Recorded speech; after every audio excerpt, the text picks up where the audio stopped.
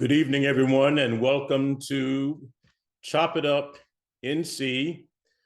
Tonight, I am hosting, along with our Director of Community Engagement and Coalition, Shante Anthony, and we are also being assisted tonight by Kayla Jacobs, who is the Digital Director of the North Carolina Democratic Party.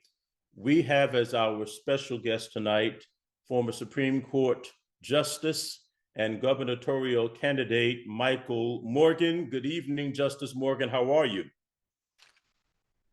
I am doing well this evening. Dr. McAllister, I hope you're doing well.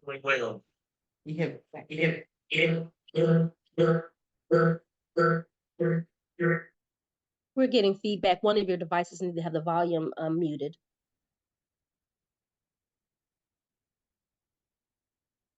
Okay, let's try that again as a simple test. This is a common problem. We can deal with it.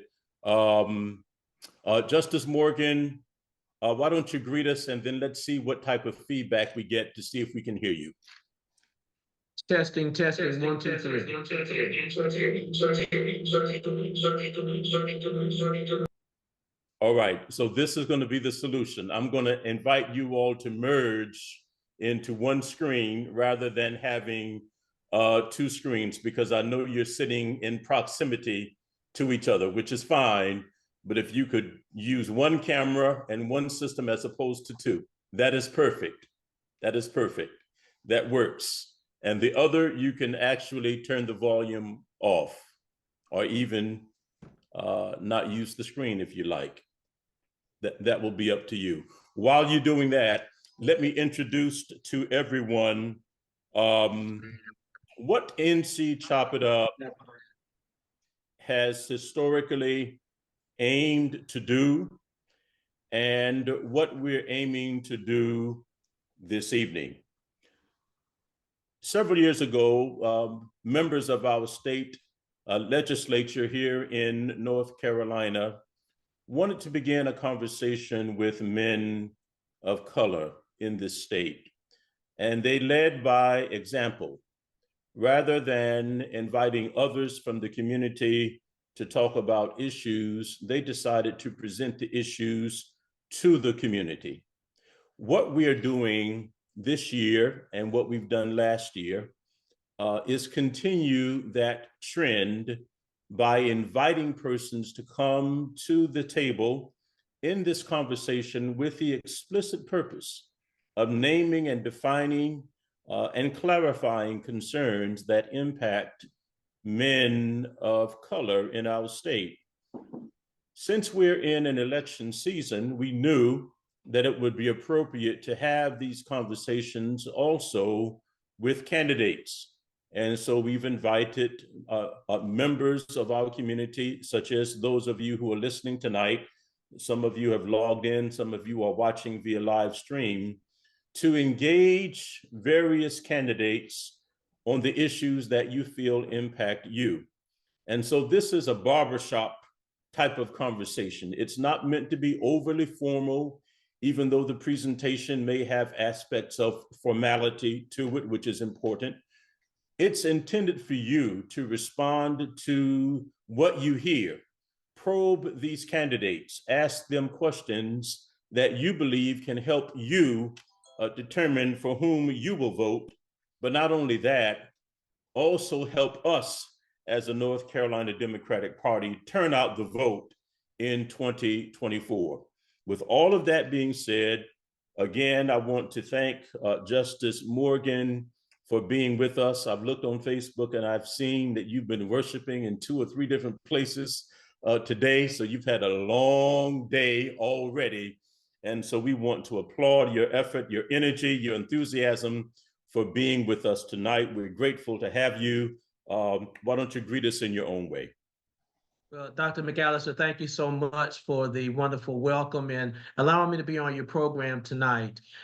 We've got the technological bugs, I think, all worked out now. So although I've been to a couple of church services today, I've got enough church in me to remember the great hymn, "Ain't No Ways Tired."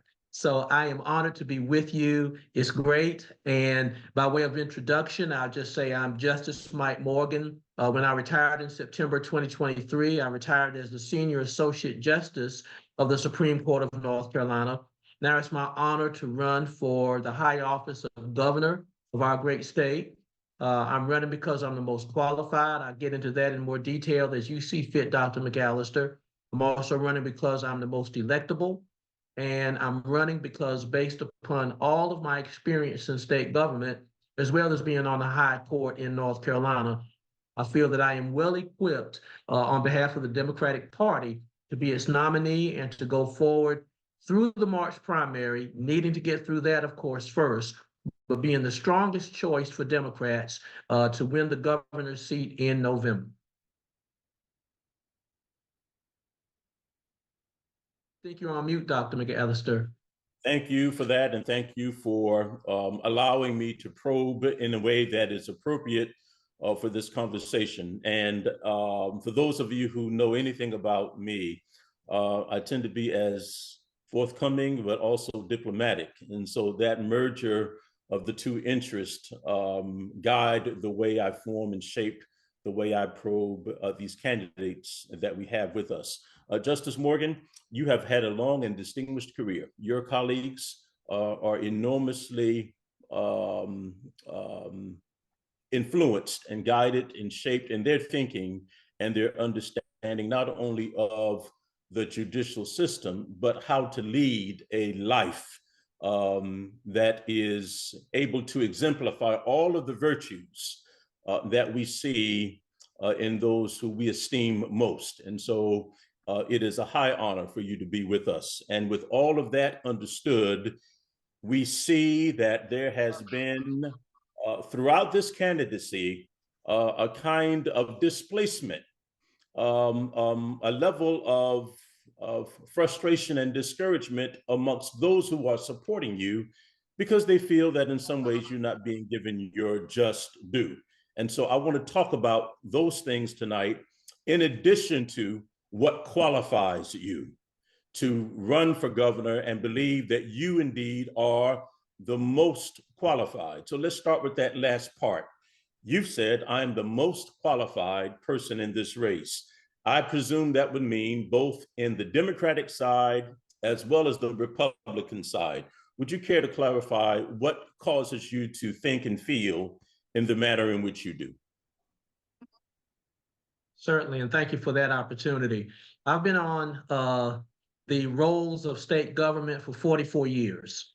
44 years across the board in terms of what I've done in North Carolina, with 34 of those years being on the bench of North Carolina.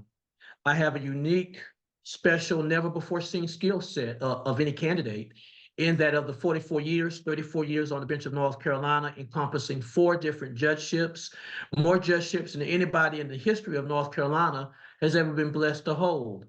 So with those decades of judicial experience coming through the ranks, administrative law judge, district court judge, superior court judge, retiring after 7 years on the Supreme Court, I've seen it all in state government. I've decided those cases on up through the highest of levels, the most complex issues that face state government, the most complex issues that face the citizens of North Carolina. I know what state government can and cannot do, what it should and should not do.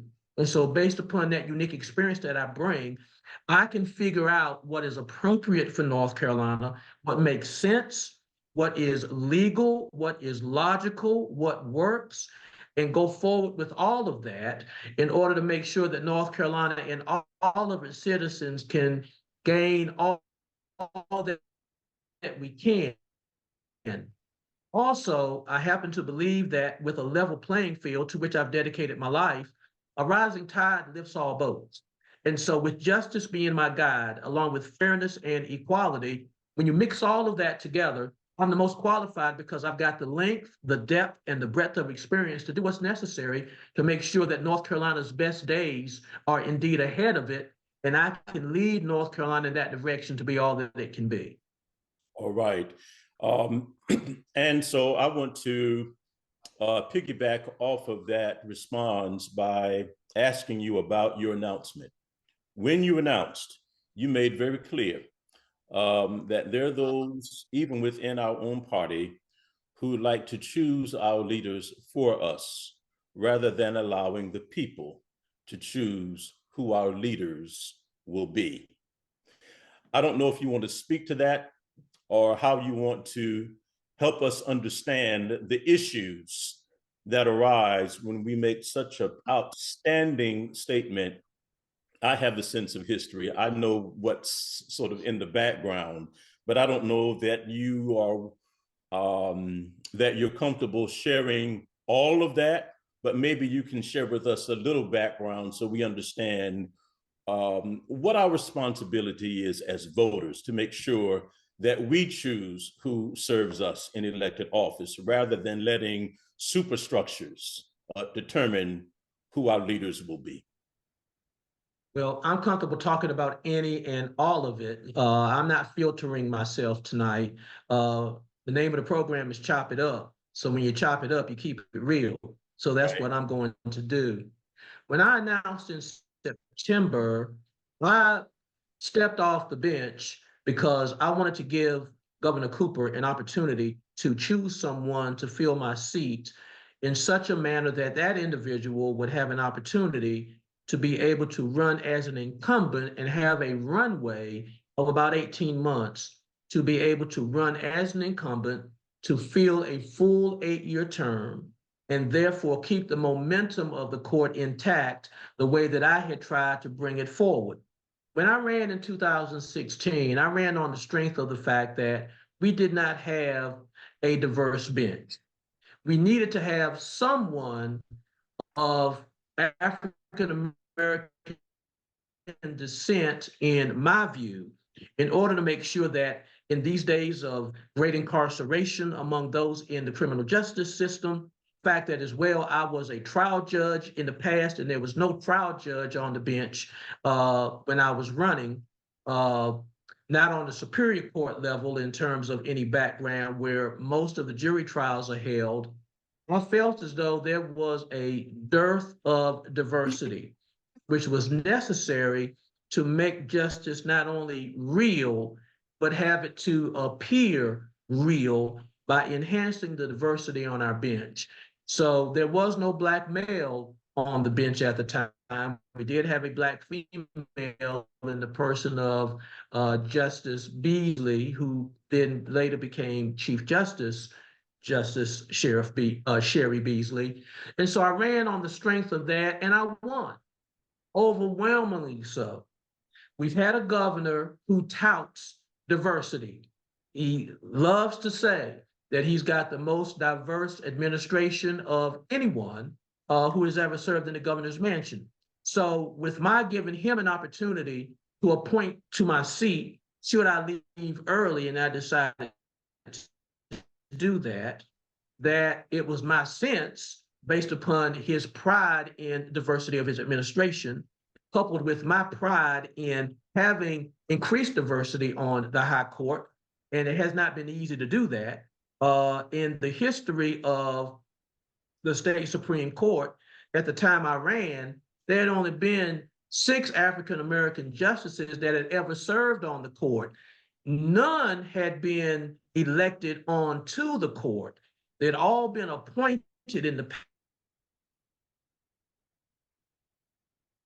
past and then had to win. So by virtue of a very hard-earned election in 2016 to win, by virtue of, for the first time for any Black member of the court to be elected onto the court, I felt as though with the consideration I was giving to the governor to leave early, appoint someone, that certainly, especially when he asked me who I would like to see succeed me, I felt as though it was clear and therefore understood without having to insult one another by expressly saying so, that I would have an African American to be appointed to my seat. That did not happen. I was very disappointed in that because that erased the diversity that I had worked so hard to try to achieve. Now there is no Black male on the high court. There is no one that has trial court experience. I recommended Laura Cubbage to serve in my stead. She's now running for the seat herself. But there was this element of the fact that because I decided to run for governor, and Governor Cooper has decided that he is going to support my chief opponent in the primary, that there was somehow a sense that the reason why he did not appoint somebody Black to my seat when I left it was, as other members of the press have said and speculated, that perhaps there was some retribution against me for deciding to run for governor and hence not appointing a Black to the seat. And that conversely, there was also some retribution being paid to Judge Cubbage by not appointing her to the seat. Now, these do not originate with me. These are matters that have been brought to my attention by those in the know, and I've been asked about this by persons in the media. So I have not made it active on my part to put this narrative out there. But the fact that there is that narrative out there means it needs to be addressed. Couple that with the fact that Governor Cooper has, as he's decided to see fit, do something that breaks the rules of the Democratic Party, and that is to get involved in a primary election. It is among the rules of the Democratic Party, and I was told this when I ran in 2016, when I had Democrats who were primary opponents, that I could not be supported by anyone in the Democratic Party who was an official or someone who was an elected official who happened to be a Democrat, because Democrats don't choose among themselves who is going to be endorsed. But Josh Stein has seen fit, my primary opponent, when I say primary, my main opponent in this race, to elicit actively Governor Cooper gladly and repeatedly given that support openly. That was a big part of why I was so adamant about the rollout that my chief opponent had at Shaw University when Governor Cooper decided to accompany my chief opponent and go upon an HBCU campus just a few blocks away from my home in Southeast Raleigh, as if to make it very clear that he did not care either my chief opponent or his chief backer, the symbolic head of our party, that they were going to break the rules and break the rules almost literally right in my neighborhood, flout it and say this was the way that the hierarchy of the Democratic Party and the hierarchy of state government was going to be used. So our sitting governor has put his thumb on the scales and decided that he is going to use his platform, and he is going to, by way of answering the call of my chief opponent, continually answer that call. And now, whenever I see something that's going on, I often see the fact that our sitting governor is actively taking contributions on behalf of my chief opponent, is appearing in places with my chief opponent, is making phone calls on behalf of my chief opponent, all against the rules of the Democratic Party. And where I come from, when you break the rules in order to win some kind of victory, it's called cheating. And yet, as difficult as it is to win a seat as high as I am attempting to do with the backing of so many others, just play fair. It's difficult enough to run up this mountain that inherently has a very tough angle to it, but I'm willing to do that because based upon my experience and my electability, I'm willing to be the one to go up that difficult angle, coupled with it being the rough side of the mountain. But don't put your finger on the scales and use your platform and allow your platform to be used by my chief opponent and make it even more difficult for me. All I want is a level playing field. I can win the race. And even against all of this, I'll still win the race. But don't make it more difficult than it needs to be, and hence also send a bad tone and set a bad example by breaking the rules of the Democratic Party in this way. Mm-hmm. Wow. This is amazing. Because so much of this race in the media has been about Joseph Biden running against Donald Trump, and those of us on the Democratic side of the aisle tend to look at Donald Trump as a candidate who was unworthy of the presidency because of bad moral character, and in some instances, even bad ideas. And yet, what we have just heard, and we need to deal with this in the spirit of unity, but there can be no unity unless there is a willingness to abide by a common set of standards and guidelines. And so we're troubled even within the Democratic Party. I'll tell you what troubles me, Justice Morgan, and I'm sure it troubles many of us. We need the African-American electorate.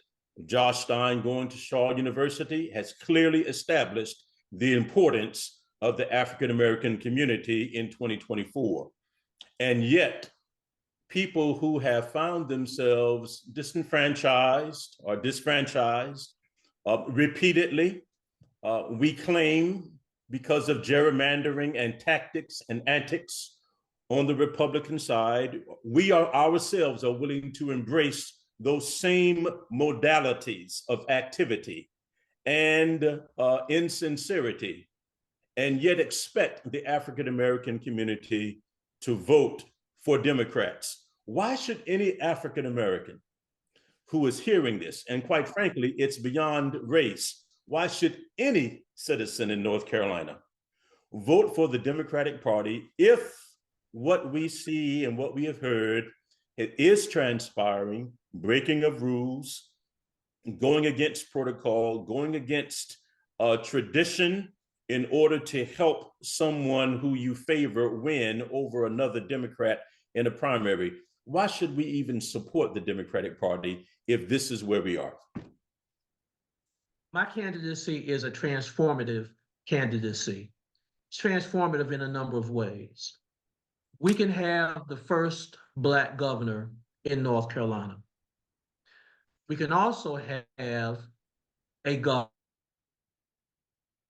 governor that has gone from one branch of government, the judicial branch in me, to the executive branch, which would therefore give North Carolina an opportunity to have someone who did not come through the usual ranks of coming through a Council of State pipeline, but coming from a different pipeline and therefore giving different views through a different lens of government.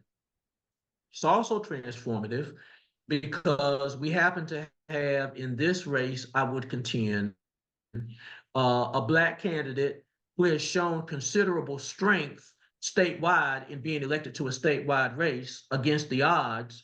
And so I know how to campaign. I've got the credentials.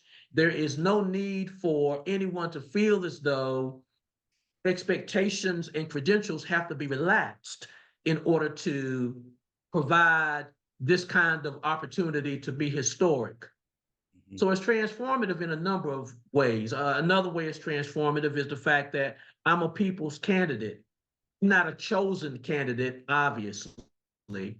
But because I'm coming from the judicial branch, judges historically are not with an agenda. We don't have an agenda to pursue. As a judge, I've been elected 5 times, but I have never had to make political promises. I've never had to grant political favors. I've never struck political deals in the back. Fact is, clean. I am unbought and unbossed as I will invoke in Black History Month the words of Shirley Chisholm when she ran in 1968 for president. So nobody owns me, nobody claims me. I don't have to pay a favor to anybody. That's another reason why I feel I'm not preferred by the status quo, because in effect, I'm running against all the aspects of what the status quo represents, which is political favors. You scratch my back, I scratch yours. Figuratively handing the baton off to who you want to be your successor, and the successor to be, namely wanting that to happen. Mm. So all of that makes this candidacy transformative. But here's why, as a transformative candidacy, I would also add another log on the fire of what I've already built in terms of saying why we need to support this candidacy. Because in this candidacy, we have an opportunity to indeed show that someone who happens to be Black is the most qualified, is the most electable, and is the one to carry forward the message on behalf of the Democratic Party that there needs to be a Democratic voice in the executive mansion. Because if we go another way, beyond March and go into November and somebody else wins, that's going to be a travesty for this state. So as a transformative candidacy, we can rise above that for all the other reasons I've mentioned, but also the reason that a vote for me shows the status quo, the power structure, that we who have the voice will come forward despite what you're trying to do. Because the way you're going about it, all you're doing is making the same mistake once again of taking the Black vote for granted and changing the rules of the game. Not only breaking the rules in the sense I've already said, but you're always saying as a party, we want to have the most qualified person, we want to have the most electable person, and you happen to have that in somebody who you did not originally choose, but yet is somebody who is offering himself or herself, in this case himself, and why change the rules? Why now back up the goalposts? To again think about relevancy with the Super Bowl coming up next week. Why back up the goalposts now? Why change the rules now? Why let us get to the point now where we can finally say, based upon working our way up the ladder, now it's our turn. And when it's our turn, now you decide to take advantage of the Black vote, to once again feel as though no matter what you do to this candidate in the March primary, Black voters have nowhere to go. So certainly they'll just vote Democrat, even if we turn Morgan out, they got nowhere to go. But if we go and stay here in the primary and vote and go forward with this candidacy, we will show the Democratic Party and North Carolina a myriad of things that are achievable and commendable as we move forward, despite the wrongfulness that's occurring otherwise.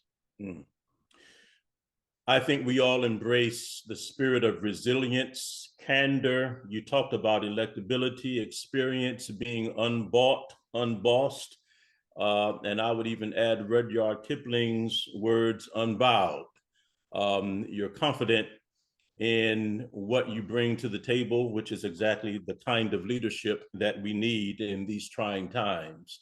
You've announced your platform as having 4 fundamental priorities: education being at the top of the list, but also healthcare, gun violence, and also criminal justice reforms. Would you like to speak to any one of those 4 or all of those 4 priorities that you have, given the wealth of your experience in state government and looking across the state of North Carolina, seeing the various needs we have from the mountains of Appalachia all the way to the East Coast, near the Atlantic Ocean, and even in the metro areas of our great state of North Carolina? Education, let's start with that one first. Thank you. Education is my #1 priority. It's important to have the foundation for all of our children. I'm familiar with the Leandro case, which is a seminal case in North Carolina's jurisprudence. I was on the court when there were 2 of the 4 iterations that have come forward on Leandro.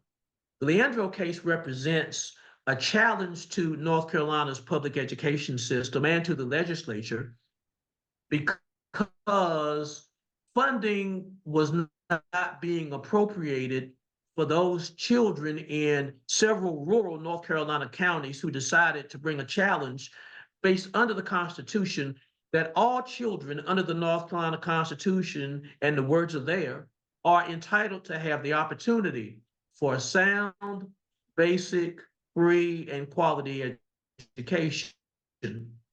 But yet this Republican-led legislature continues to snub its nose at that requirement because only the legislature, it claims, can appropriate funds for that kind of opportunity.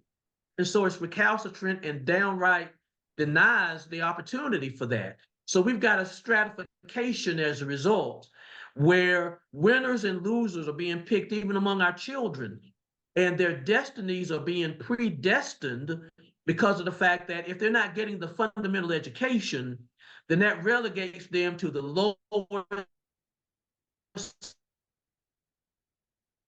ends of society. They're being relegated to a subservient type of education merely because funding is not being appropriated. And on top of that, the funding is not being appropriated because the rural areas are being stratified in such a way that children there are not going to be allowed to be all they can be. We've got to stop that.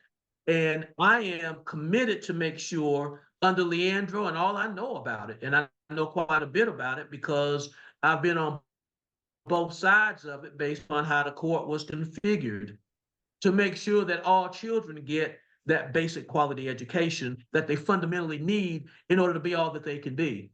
Education is also important because our public school system is being systematically and methodically dismantled by this Republican-led legislature, because those that choose to go from public school to private school under this legislative mandate can take the public school funds with them and allow them to go to private school at the expense of our public school system. That's not a proper way to do that. Public school funds need to stay with the public schools and not be allowed to transfer over to the private school system merely because folks want to escape the public schools. As a result, our public schools are becoming resegregated. It's not beyond this General Assembly, in my view, to know what they're doing because they know how to crunch all kinds of numbers to realize what's happening to our public school system. But yet, instead of helping the public school system, they're expanding the opportunity for universal funds for public schools to universally go into the private schools. That's wrong. We need to make sure we fortify our public school system. And finally, we've got to respect our teachers and our school administrators and get the salaries up to at least the national average. We got to stop disrespecting our teachers, stop abusing them, have them leaving our public school system. We've got 3,500 public school teaching vacancies in North Carolina because we're not treating our teachers the proper way, and they are fleeing the public school system. Our public school system is going in shambles. I'm a public school graduate of New Bern, proud of my heritage in that regard, and I want to make sure that our public schools stay as strong as they need to be for all of our children. Obviously, you have strong opinions and policy goals with respect to criminal justice reforms, but I want to add something. Do you see a link between a weakening public education sector and gun violence in this state? Yeah, I do. So much is linked. The old saying, the foot bone's connected to the ankle bone's connected to the knee bone. There is so much that happens when you deny people opportunities. If we deny folks educational opportunities, then what ends up happening is they find alternative ways to try to make up the difference. And sometimes that will resort to more criminal activity as people see no way out because they have not been equipped properly to be able to get to survive, but to be able to thrive. And so when we talk about gun violence is quite often a major part of, in my experience, being on the bench as long as I was, in terms of criminal activity.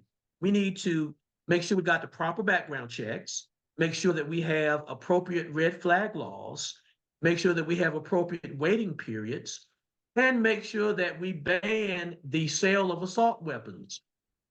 It's enough of a war out here without making it seem even more like a war by having assault weapons in our streets. We need to be more responsible in terms of gun ownership and gun possession. And while the Republicans want to make it seem as though, and they wrap themselves around the fact that it's a Second Amendment issue, the right to bear arms being impacted. I know something about the Second Amendment based upon how long I was on the bench. It ain't about a Second Amendment issue. It's about gun ownership and gun possession being responsibly pursued. People can still have their right to bear arms, but let's make sure that we're all safe in the comfort of our own homes, our jobs, wherever we choose to live, work, and play, and to make sure that we are responsible with that. That translates also into what I say about criminal justice refocus. We continue to have, as you're talking about what the relationship was, Dr. McAllister, there's a relationship also between the lack of education, this gun ownership / gun violence aspect, and the feeling that when folks go into the criminal justice system, that they continually have to, after having paid their debt to society, have to repay their debt over and over and over again because they get caught in the mad cycle of going through the same thing over and over again. Like a monkey on their backs, they cannot escape the fact that they've got a criminal record. So they can't get a job, can't keep a job, which means salaries are hard to earn, and they ends up being resort to other aspects. Some just go straight to the criminal activity because they feel so frustrated. If they can't get where they need to get legally, they're willing to take a chance on doing it illegally. Some folks end up finding themselves in that way because they're trying to break the cycle to be able to get a meaningful job. They got to drive there, which means ultimately, for whatever reason, they lose a driver's license.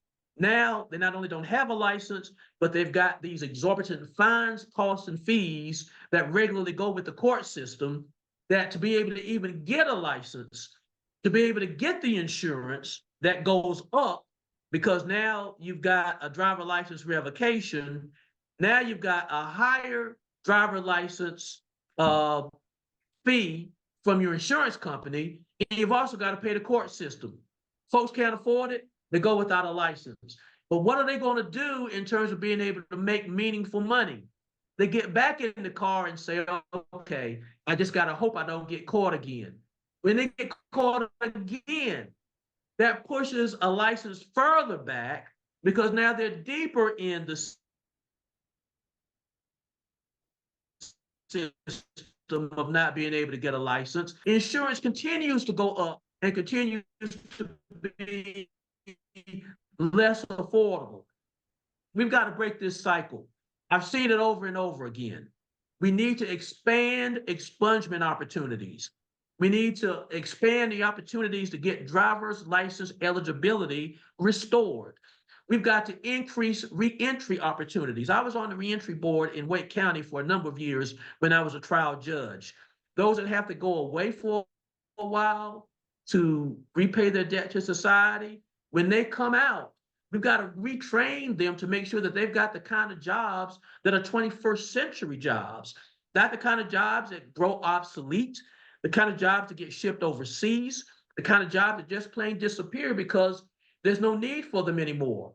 We've got to give people second chances. You've got to give people a reason to live, to be able to feel as though they can transcend whatever they may have done wrong and not have it to repeatedly dog them throughout their lives. So all of these are connected, Dr. McAllister, and that's why I talk about them jointly as I do. I appreciate that response. We're going to come to the audience in just a moment. I want to acknowledge your campaign manager who's here with us, Sharon McDonald Evans. Sharon, how are you? Good. How are you? Wonderful, wonderful. Sharon, I want to ask you something about your boss. Let's just call Justice Morgan your boss for now. He talks about the need to give people second chances, and yet when we're trying to attract business to come to the state of North Carolina, it's important for those businesses to know that they have reliable workers. So on the campaign, have you heard questions regarding giving people second chances and at the same time also using those workers to entice businesses to continue to come to the state of North Carolina to boost incomes and to boost income in, to boost income and income equality and opportunity, and spread the wealth, so to speak, around the state of North Carolina? Is that something that you're hearing? Is that a question that is being posed to Justice Morgan around the state as you travel? Well, I should say travel quite broadly, because you've been all across the state, north, south, east, and west. Is this the type of question that you're hearing from the people? So we have heard it before, because he actually presented at a Second Chance Forum in Greenville, North Carolina, a few months ago. And we definitely heard it there, and it's something that is a pressing issue.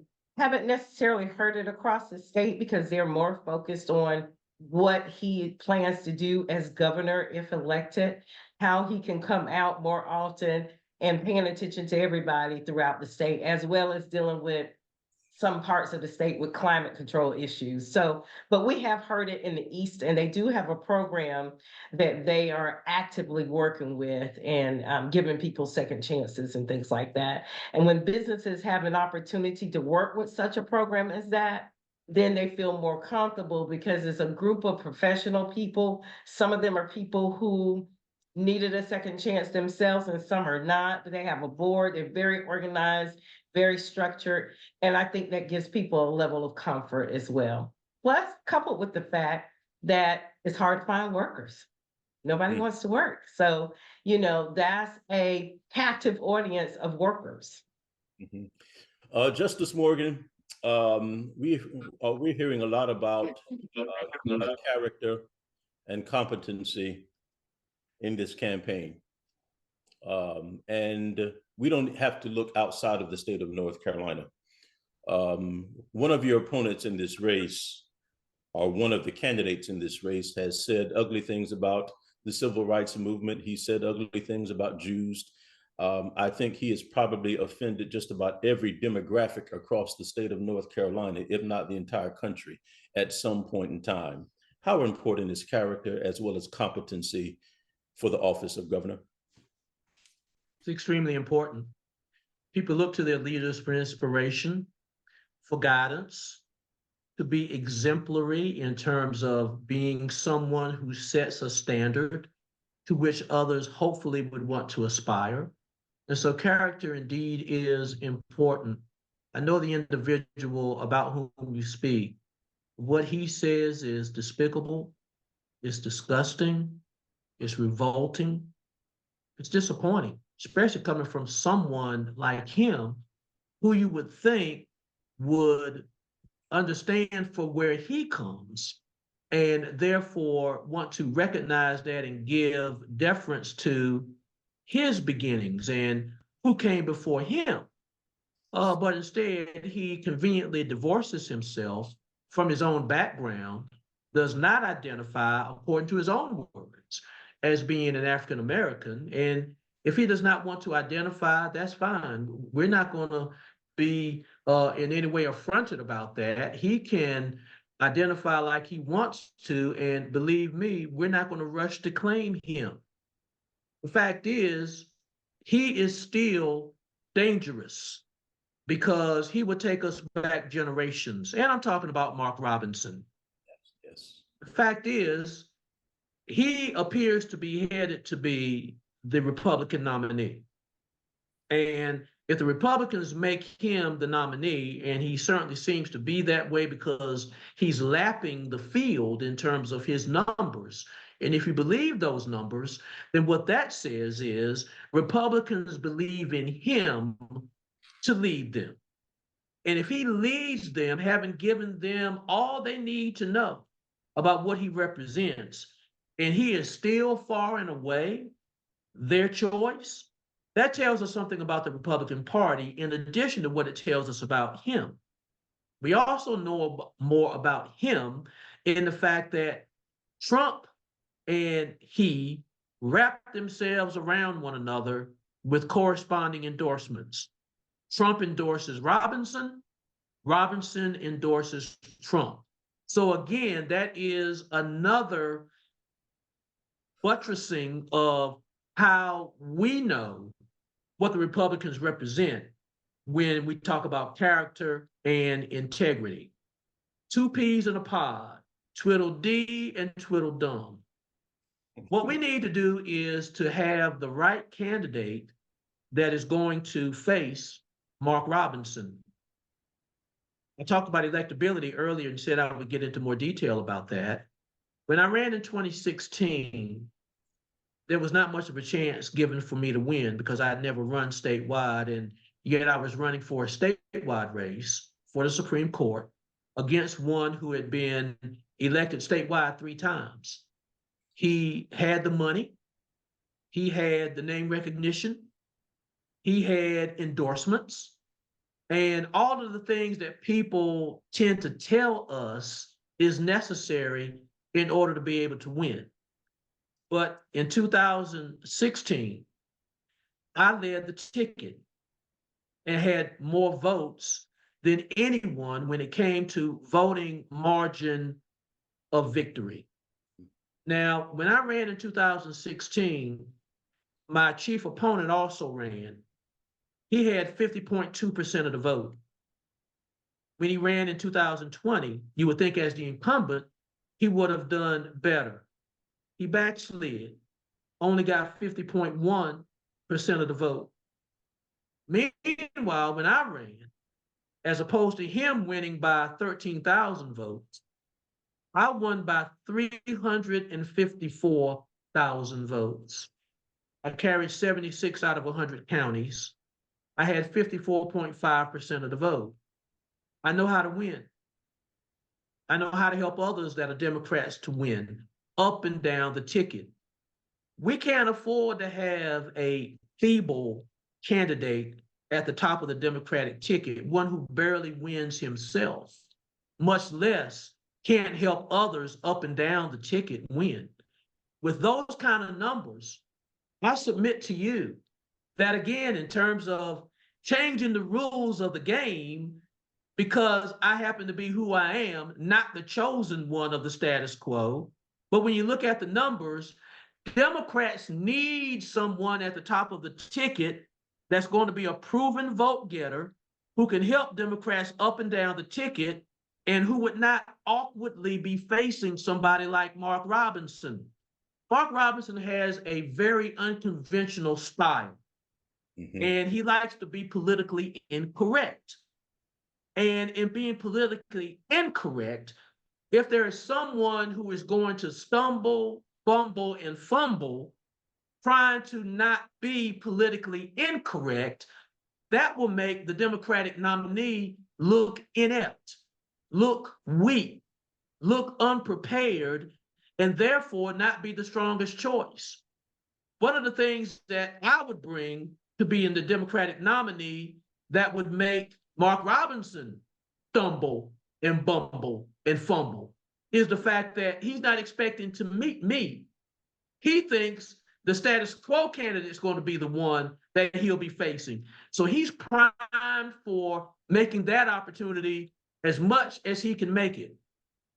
But I'll take away a lot of that because demographically, I'm the same as he is. Whether he wants to claim it or not, he's still African American. And because of that, that's going to take a lot of the wind out of his sails. I wasn't born with a silver spoon in my mouth, neither was he. So that takes away elitism from his repertoire. So he can't go with anything that smacks of racism. He can't go with anything that smacks of elitism.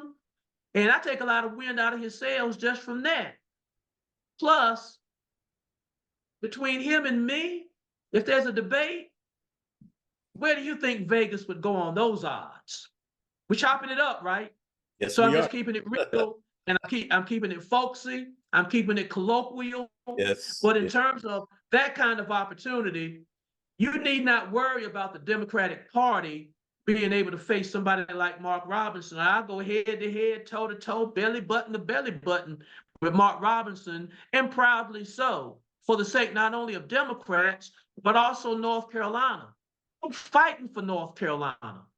And I'm unabashedly and unapologetically doing that. And in doing that, the strongest candidate, the most electable candidate, the most passionate candidate. I've been going everywhere. I've been doing everything, campaigning the old-fashioned way. I'm not hiding behind canned videos. I'm not hiding behind orchestrated press conferences. I'm not afraid to take questions from anybody. Everywhere I go, I've got question and answer sessions. So what the questions are going to be. And I don't know when I answer the questions what the follow-ups are going to be. But if you hiding in some studio at home, just putting out canned videos, and when you do come out, you got orchestrated press conferences that talk when you want to talk and you leave when you want to leave, that's not leadership. That's not confidence in your ability. And my chief opponent is just trying to run out the clock. He won't debate me because we've already had those debate opportunities and he refuses all of them. He also refuses to appear publicly with me in candidates forums. And we know why that is on my side of the fence. He's been in the audience when I've talked. He doesn't want any part of this. Again, we're chopping it up. He doesn't want any part of this. And Mark Robinson doesn't want any part of this.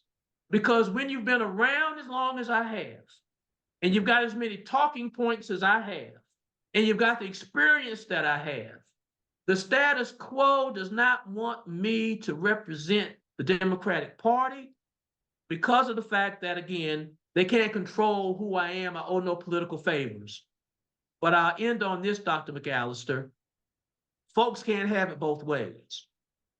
You can't honor this older endorsement that some may have given to my chief opponent and defeat Mark Robinson at the same time.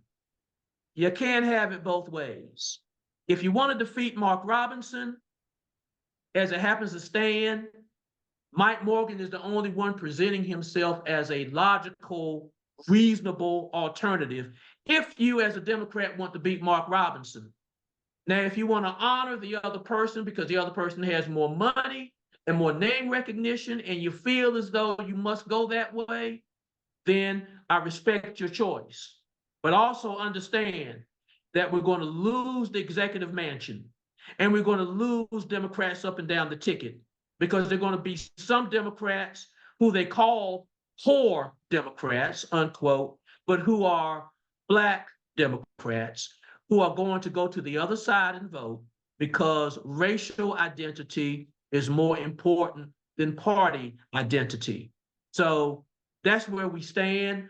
That's where we are. And I present myself accordingly. I think it's important to acknowledge the fact that you are bringing forth many arguments that many are afraid to talk about, even within the Democratic Party. Having served as a member of the State Executive Committee and even the Executive Council, I can tell you that these are conversations that we rarely get to have, and we need to begin to have them. Obviously, tonight we are in a position where we cannot endorse during the primary, even though our governor has told us that he is exceptional and gets to do the opposite. But we're going to abide by the tradition and not endorse. But I want to thank you for being candid. I want to thank you for taking the time. It's been a long day for both of us, and for you, going from church to church and place to place. I cannot imagine what it must be like to have to speak to Black candidates, white candidates, Hispanic candidates, people in the city, people in the country, all over the state, and deliver a message that is relevant to all of them. I see you as a candidate who wants to bring all of these factions in our party into alignment and into a kind of oneness that bespeaks our philosophy as a big tent party. I believe that you can certainly do that. I believe that others have the potential to do it, but we need to see evidence of that. And I want to thank you tonight for giving us some clear, resounding arguments as to why you are the candidate that we should be supporting in March in the primary, and hopefully also for many of us who are here tonight, even in November. Let me ask you this one final question. I know we're close to 8. I've got some other meetings and you've got some other things to do as well. But I think it's really important to hear your thoughts on where we stand as a country in terms of our faith and democracy. And I ask this question given the fact that we can see democracy is in chains, or becoming more enchained, as my good friend, Professor Nancy McLean wrote about in her book, Democracy in Chains. Do you feel that your candidacy will be a liberating, illuminating, enlightening opportunity for us to restore faith in democracy by those, or among those who feel that we've lost what it means to be one people and for the people to rule, since that is what democracy means, the people rule? Do you feel your candidacy enlivens and, let's say, quickens the possibilities for democracy to be restored as we see trends in the direction of more libertarianism and even more fascism? What do you say to that? I'm confident that I'll be that kind of person, because that's the kind of person I've been all my life. I was raised in the church, so I have a foundation that is spiritual. I was also raised in a way to understand that everyone is equal. I also have throughout my life understood in my professional experience that as a judge, I should judge without being judgmental.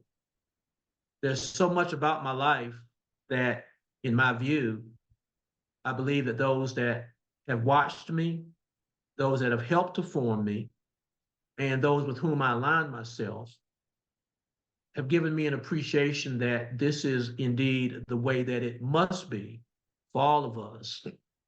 When I was 8 years old, I wanted to contribute to equality and fairness and justice even back then. So when I was 8 years old, I was 2 grades ahead of myself, having started school when I was 5 and having skipped the 2nd grade. My parents allowed me in 1964 to integrate an all-white elementary school in New Bern. I wanted to do that, and they allowed me to do it with some trepidation, as you might expect for protective parents, but they allowed me to do that.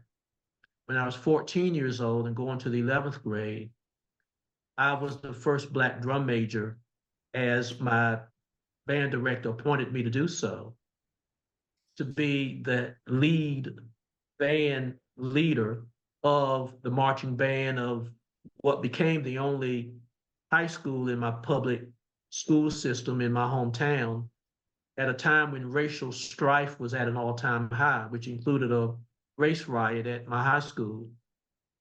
So I understand the sensitivity of requirements of all of us to set an example. And I set an example when I was 8 years old, understanding that that whole school was looking at me in a stereotypical way to see what I would do with a bunch of tests, needless to say. But I followed Dr. King and did what needed to be done to get through that year and the following year.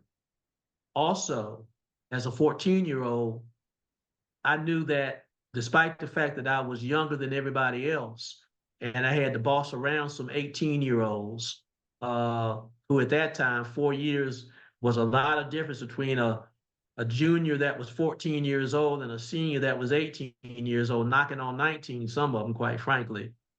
Nonetheless, you've got to exercise leadership and courage and responsibility. And it takes folks like you and me, Dr. McAllister, and folks like Sharon Evans, my campaign manager, others on my campaign team, those in the audience that are listening and watching, all of us who are imbued with a spirit to make sure that we make North Carolina better, that we set the examples for those who would shrug their shoulders or would just say, what's the use? Because it's only going to be the same way every time. But we can show people that it doesn't have to be a matter of doing what you've always done. Because if you've always done what you've always done, then you're only going to get what you've always got. We have an opportunity here to show folks meaningfully, faithfully, boldly, and unapologetically that we can bring forward the best of who we are, not allow folks to divide us, but understand that we can unite ourselves and unite our voices. I appreciate that question, Dr. McAllister, because it makes me reach deep inside myself. But I bring out of this repository of myself the fact that I will accept the challenge. I would not have accepted the challenge as long as I have, but for the fact that I know I can rise to it. And that's why I offer myself in this capacity. Because at this time, in this space, and in this place, it needs to be this face, Mike Morgan, to be the one that goes forward as an example of what we can be. As long as we boldly move forward to understand we all can be what we need to be, even for the doubters, even the haters, even those that don't want to be involved anymore. Let's step forward, let's step up, let's step out, and be all we can be. I will be that kind of leader, Dr. McAllister. I just asked for the opportunity to do that. I've done it in the way that I've already done it, and people say, I've done enough. But to whom much is given, much is required. And yes, it's Sunday evening. I still got what I heard in those two different churches with me. And so I know God ain't done with me yet. Thank you, Justice Morgan. I want to acknowledge, I think, your sister, and you probably have some other family members on this call tonight as well. So I want to acknowledge Lisa, who's on the call. I'm sure your wife is listening somewhere in the background. I don't see her face, but I know she's got to be around because she's always with you. Thank you, Justice Morgan. Thank you. Thank you, Sharon. Both of you, you bring so much to the table that it would have been a major slight to have not had you on this program. And hopefully, post-March, we can continue to have these conversations as we approach the election of November. Once again, everybody, thank you for joining Chop It Up. This has been an exhilarating, marvelous evening, and we hope to see you again in the future. Until then, God bless you and have a wonderful, wonderful evening.